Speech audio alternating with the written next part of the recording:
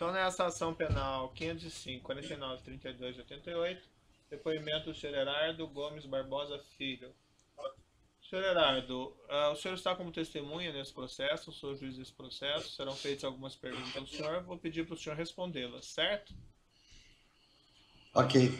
Na condição de testemunha, senhor Herardo, o senhor tem um compromisso com a justiça em dizer a verdade e responder as perguntas que lhe forem feitas, certo? Certo. Eu vou advertir o senhor, por força de lei apenas, que se o senhor faltar com a verdade, o senhor fica sujeito a um processo criminal, certo? Certo, entendido. Dito isso, eu passo a palavra aqui ao advogado do senhor Renato Duque, que arrolou o senhor como testemunha. Obrigado, excelência. Senhor Herardo, boa tarde. Boa tarde. Há quanto tempo o senhor é funcionário da Petrobras? Sou funcionário da Petrobras há 36 anos. No ano de 2009, qual era a função que o senhor desempenhava na empresa? Era gerente executivo da área de serviços de exploração e produção. Ok. Em 2009, o senhor encaminhou à diretoria executiva um DIP solicitando a realização de 2 processos de contratação em paralelo para 28 sondas. O senhor pode nos explicar o porquê dessa solicitação?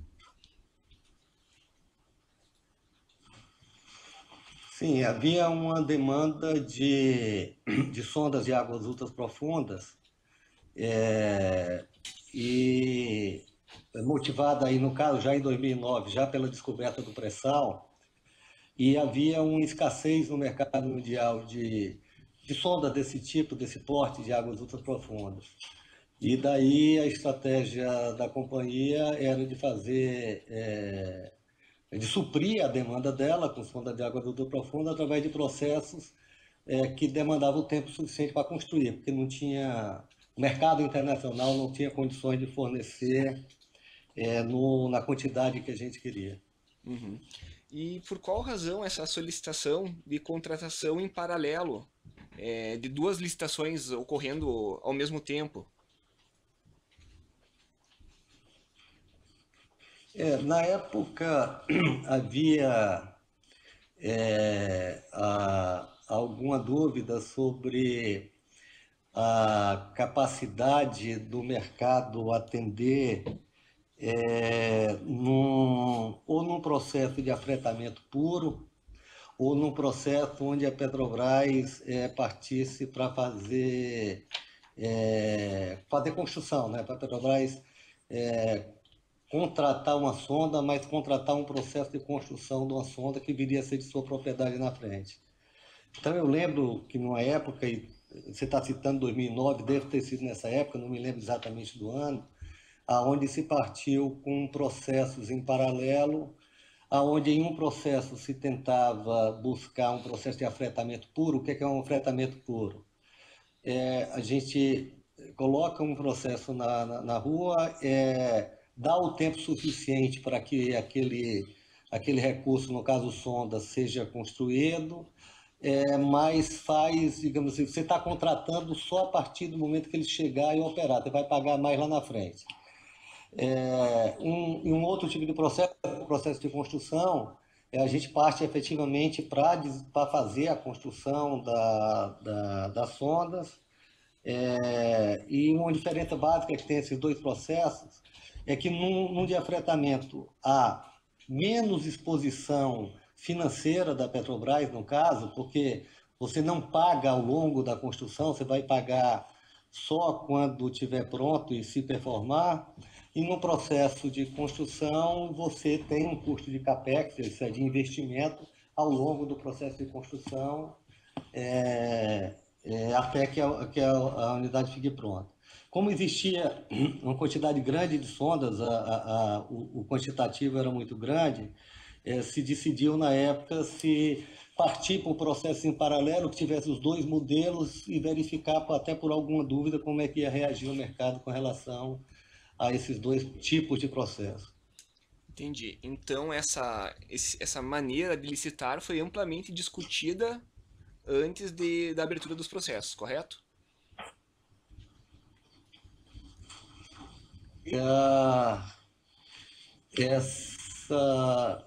sim, na época, se eu não me engano, em 2009, uma área da Petrobras conduzia um processo de mais diretamente um processo de afretamento, que foi a área de AIP, e a área de engenharia conduziu mais diretamente um processo de construção, que foi a área de engenharia.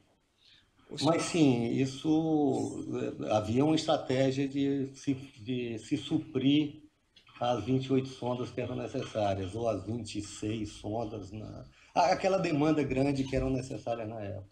entendi. Muito obrigado, satisfeito, excelência. Os outros defensores têm indagações? Ministério Público? Sem perguntas. O assento de acusação não tem questões? Eu só não sei se eu entendi muito bem. O senhor era vinculado à área de serviços e engenharia ou era vinculado à área de exploração e produção? A área de exploração e produção, é porque dentro da área de exploração e produção, senhor juiz, tinha uma área chamada EIP Serviços, tá? Mas era dentro da área de exploração e produção. O que é que tinha dentro da área de EIP Serviços? Toda a parte logística de EIP, embarcações, helicópteros, etc.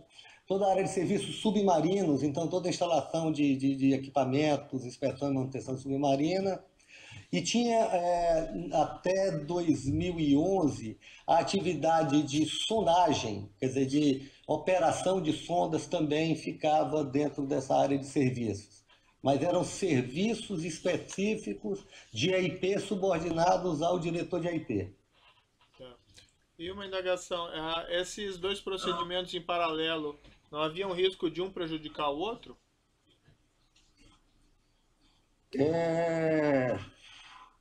Acabou havendo uma competição, sim. Foi percebido que acabou havendo uma competição entre os dois processos, porque como na época se tinha uma exigência de conteúdo nacional muito alta, nos dois processos se buscou e se queria a construção no Brasil. Então, o processo de afretamento puro, digamos assim, né, onde cabia a empresa escolher o local que ia e tal, ele também iria competir com o processo de construção no que diz respeito aos estaleiros, né? Então, acredito, eu estou dando agora porque teve um processo desse de afretamento que foi cancelado num determinado momento. E foi cancelado porque os preços vieram acima dos preços de mercado. Foi um processo conduzido pelo AIP. E que os preços que foram cotados e tudo, de certa forma, foram influenciados pela competição entre os dois processos, pelo mesmo, digamos assim, conjunto de estaleiros que eram disponíveis, né? Mas isso é que se depreendeu a partir do processo licitatório. O fato é que os preços efetivamente vieram acima do que nós no IP considerávamos como preço aceitável, que era sempre comparando com o preço de mercado, ou com estimativa de preço futuro de mercado. O senhor acompanhou? Então, acabava havendo uma certa competição. Oi? O senhor acompanhou daí a licitação, contratação, que depois resultou na contratação da Sete Brasil?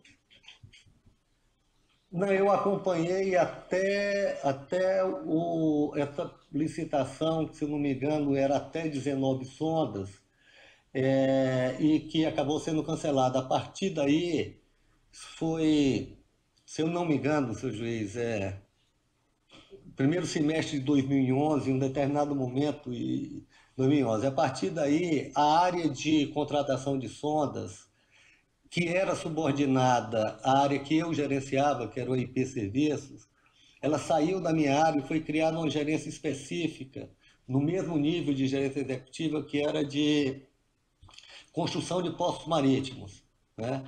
E essa outra área é que passou, a partir daí, digamos assim, a ser responsável pela contratação e que deu sequência ao processo que culminou lá no final com a contratação maciça da Sete Brasil mais na frente.